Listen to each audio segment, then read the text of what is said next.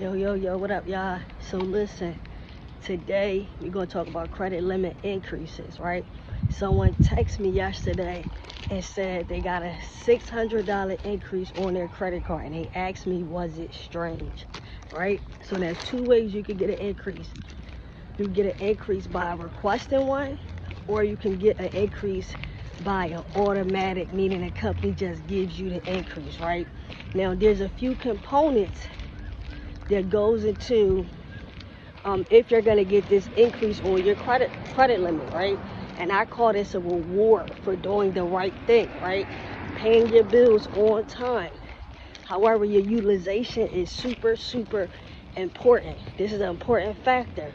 When you show a company that you're maintaining your credit and you're managing your credit well, it looks good for you. Not only that, keeping your utilization at a reasonable amount.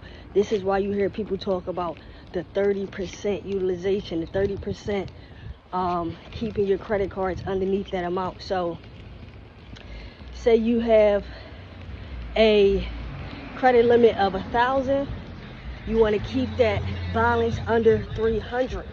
You want to keep that balance under 300, which is 30% or even less than that. You can keep it at 200.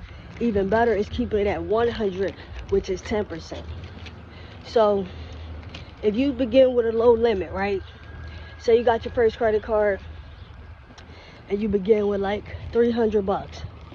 Over time, every 6 months, you can request an increase on your credit card, each of your credit cards. So if you have 5 credit cards, you can request an increase on all 5 of those credit cards.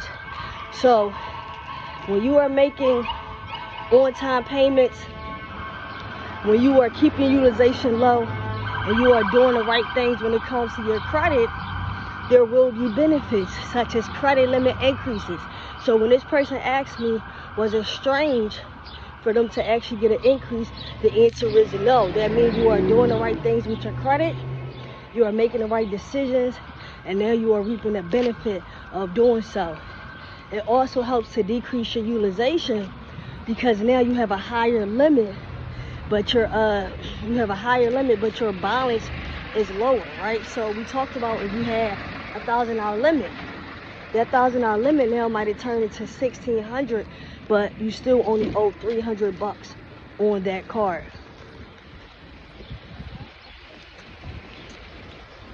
So it's super important to, there's a lot going on right here. So it's super important to make sure you are doing the right things when it comes to it, that you are, like I said, decreasing your utilization. If you have a high balance, right? If you have a high balance and you try to request an increase and you got denied, one, they're going to send you something in the mail to tell you why you did not get approved. So when you get that letter, you want to make sure that you are paying attention to what it actually says, because that is the answer right there. So within the next 6 months, if you go back and you apply, you know exactly what you did not do correctly and how to reverse that. So getting an increase is always a great thing.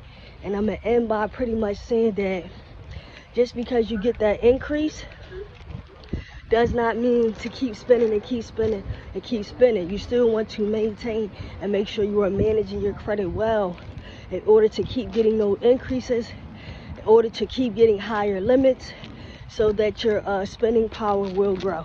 Peace out.